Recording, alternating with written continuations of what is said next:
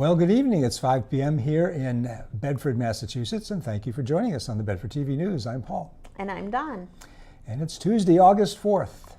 Remember that this news show repeats Thursday and Friday evenings on Comcast Channel 8 and Verizon Channel 38 at 6 p.m. It's also available online at youtube.com/BedfordTVMA. And as always, many thanks to the Bedford Citizen for being the source of our news. Tonight, we'll cover the Select Board's decision on the rules for e-bikes, the new town council firm that was selected, the town's priorities for fiscal year 2027, and a Bedford High School volleyball program. Yep, all of that and more is ahead, but tonight we begin with some Bedford trivia. And here's Sharon McDonald with the Bedford Historical Trivia Question of the Week.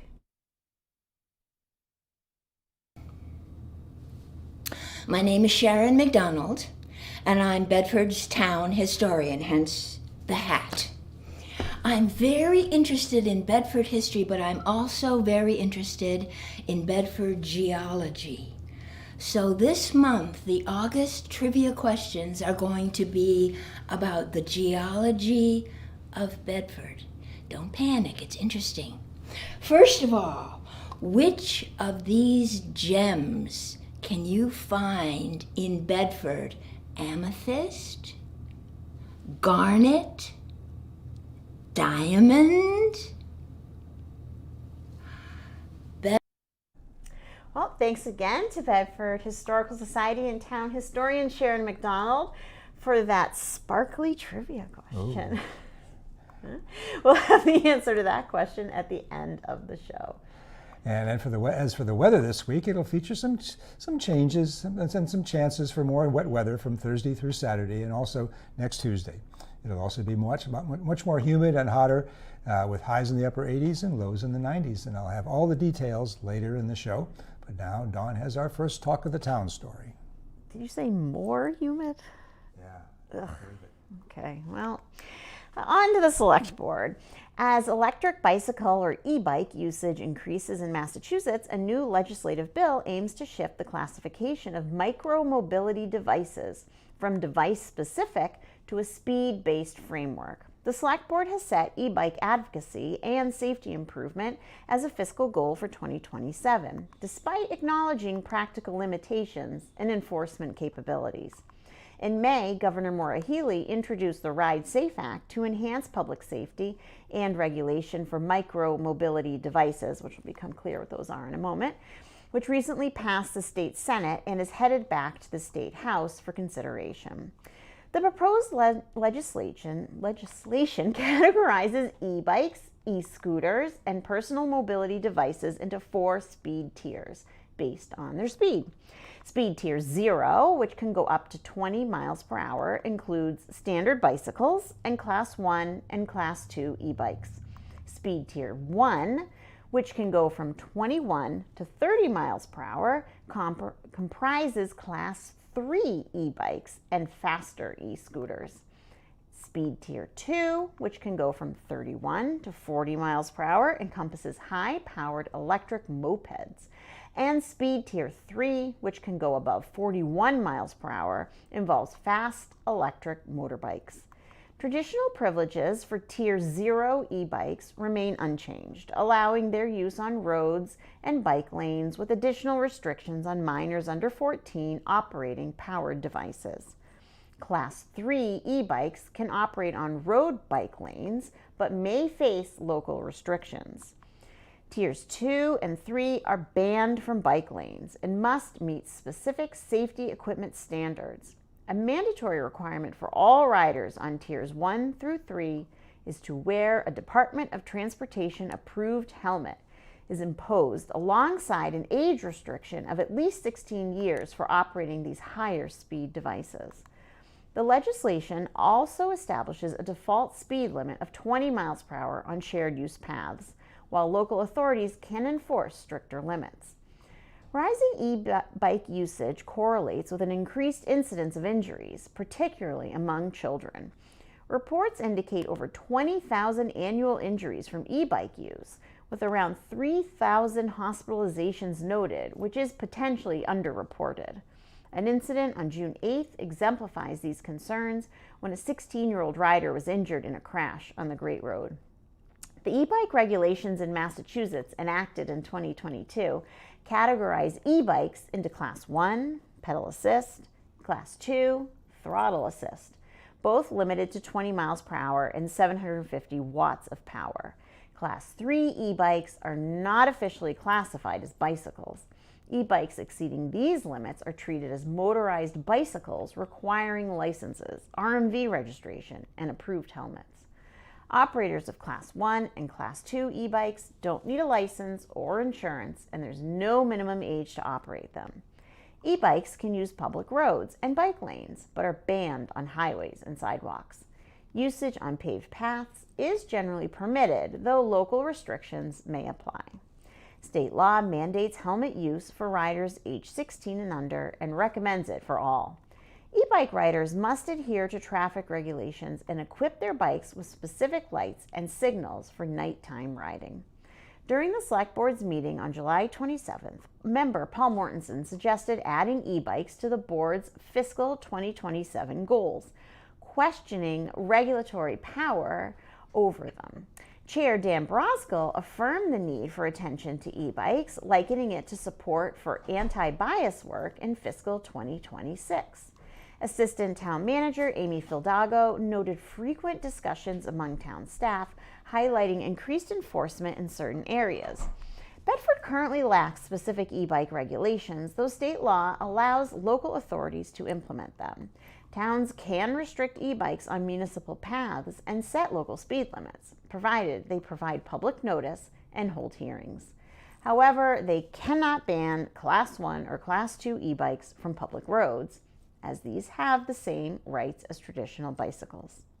Additionally, any e-bike exceeding specified limits is classified under motor vehicle laws.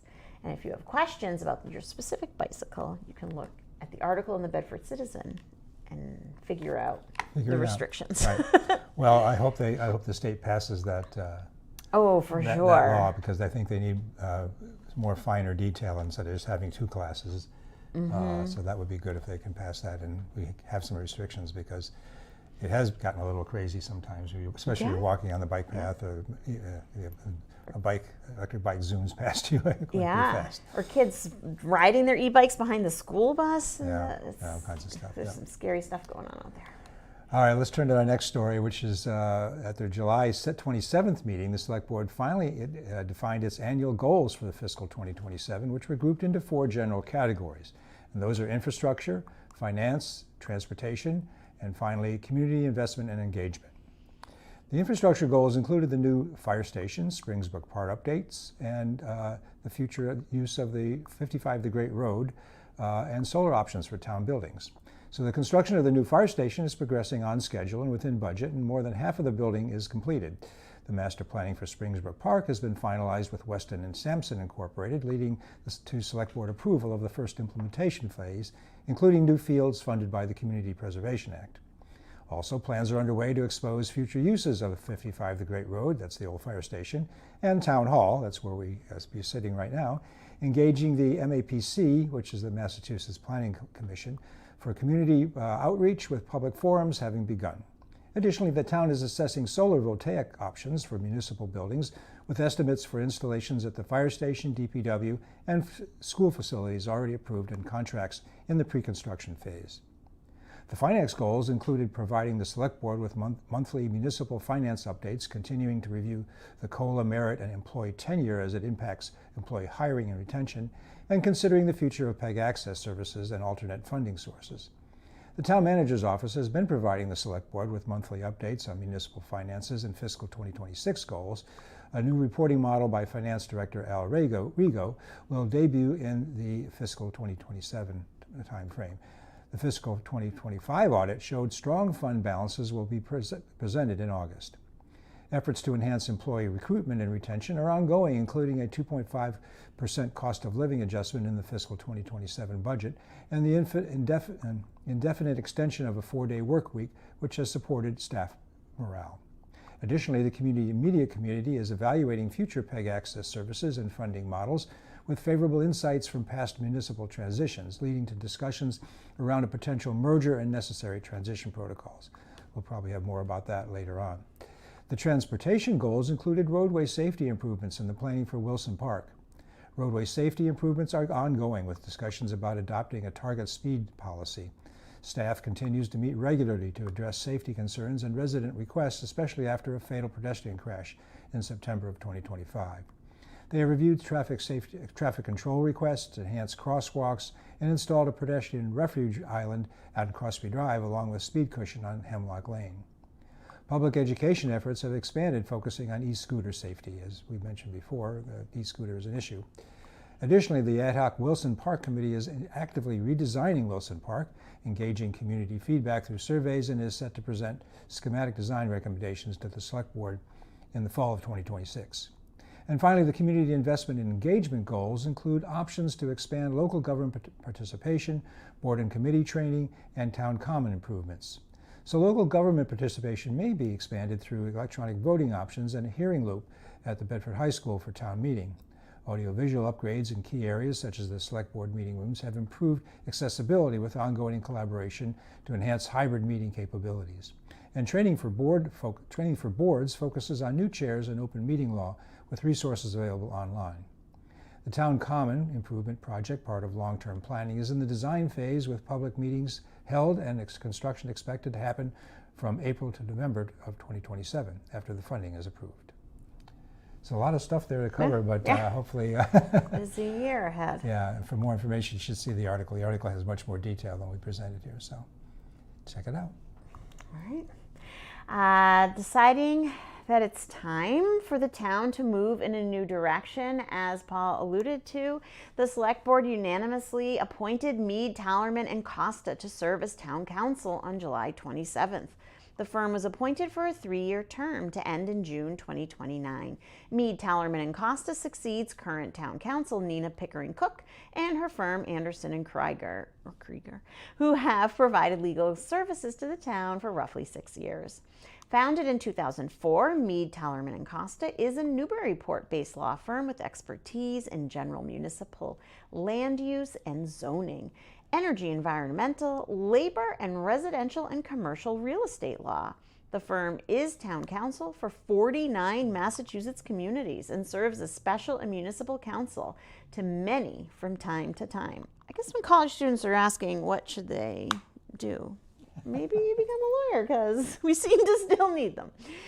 Mead, Tallerman, and Costa also represents private clients on zoning, permitting, and licensing matters in all stages of residential and commercial real estate transactions.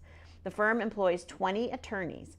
The Select Board interviewed 3 firms last month for the town council contract: Anderson and Krieger, KP Law, and Mead, Tallerman, and Costa.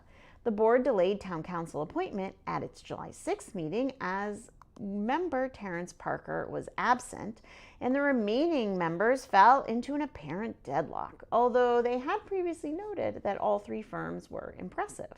However, with more time given to contemplate the decision, some board members changed their thinking regarding which firm to appoint. At the July 27th meeting, board member Bopa Malone said her preference was to appoint Mead, Tallerman, and Costa, as she would prefer to go with the most affordable firm. She previously noted her desire to choose KP Law. Member Paul Mortensen said one thing that put Mead, Tallerman, and Costa above the others for him was that town manager Matt Hansen had previously worked with the firm during his tenure in Tingsboro.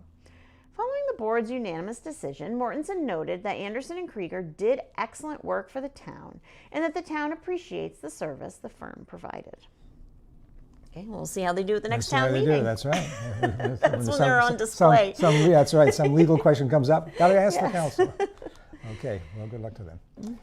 Well, there are no government meetings Bedford TV will be covering this week, but for more information about the other town meetings that are occurring this week, go to bedfordma.gov. Okay, and on Saturday, August 1st, there was a Pineland Crescendo Suzuki Tour Group, or PCSTG, rehearsal at the First Parish Church Sanctuary. This group is on their way to Japan for a peace festival. One of our mentors was there, and here's more info on that event.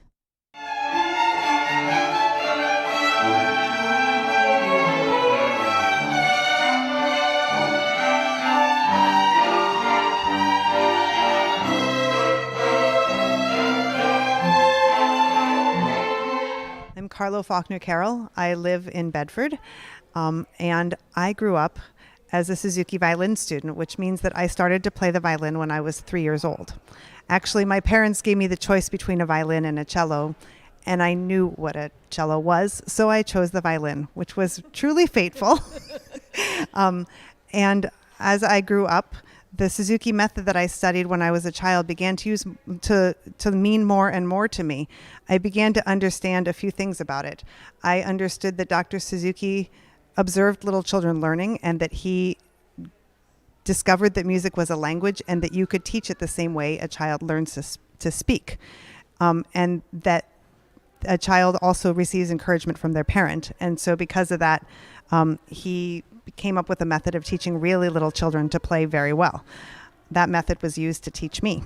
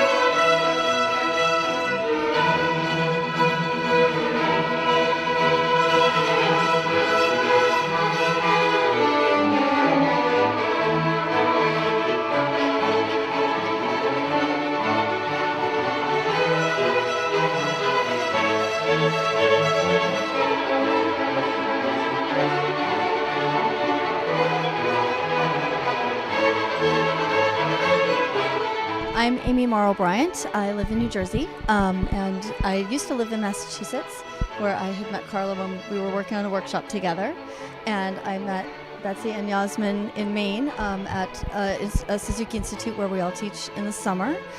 I was, like I said, I was also a Suzuki student growing up. We all started doing these projects together because we really wanted to not only support our students and give them more opportunities to play together with other studios, but we wanted to really collaborate as teachers and as colleagues and spend some more time together and really hone our own skills and support each other and motivate each other and inspire each other. So that's where the seeds for this trip came from.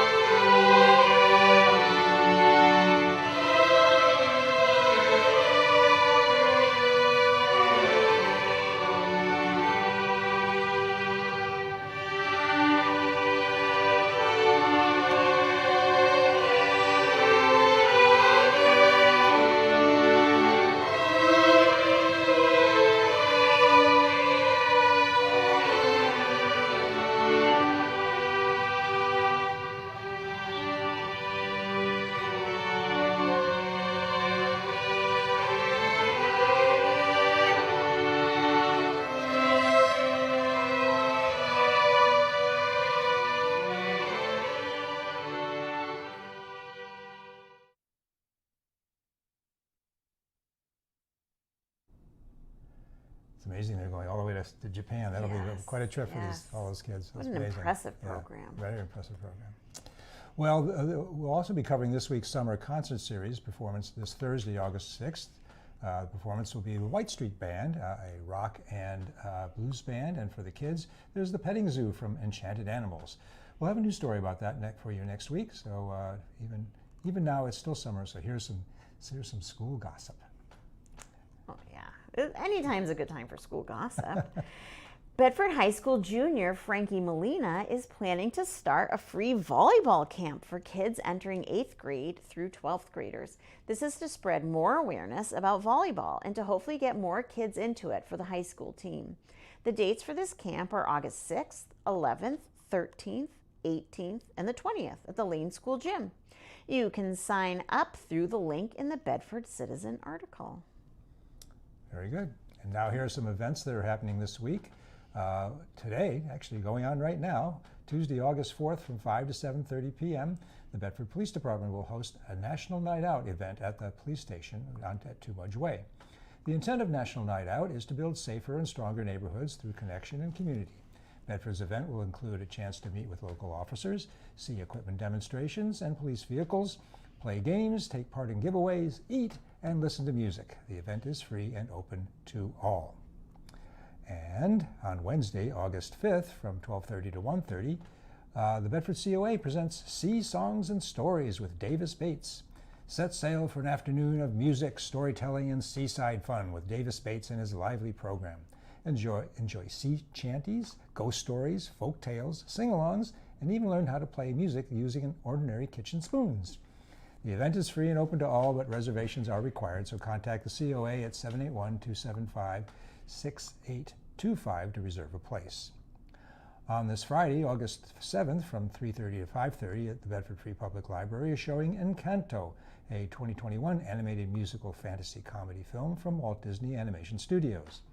The story follows a multi-generation Colombian family, the Madrigals, led by a matriarch whose children and grandchildren, except for Mirabel Madrigal, receive magical gifts from a miracle which they use to help people in their rural community called the Encanto. When Mirabel learns that the family is losing their magic, she sets out to find out why and save the family and the house. This is the fourth in a series of Friday afternoon movies at the library. Note that these movie showings are open to all ages, kids, teens, and adults, and attendance at viewing is at the parents' discretion. See the event description in the Bedford Citizen calendar for the full list of the movies being shown.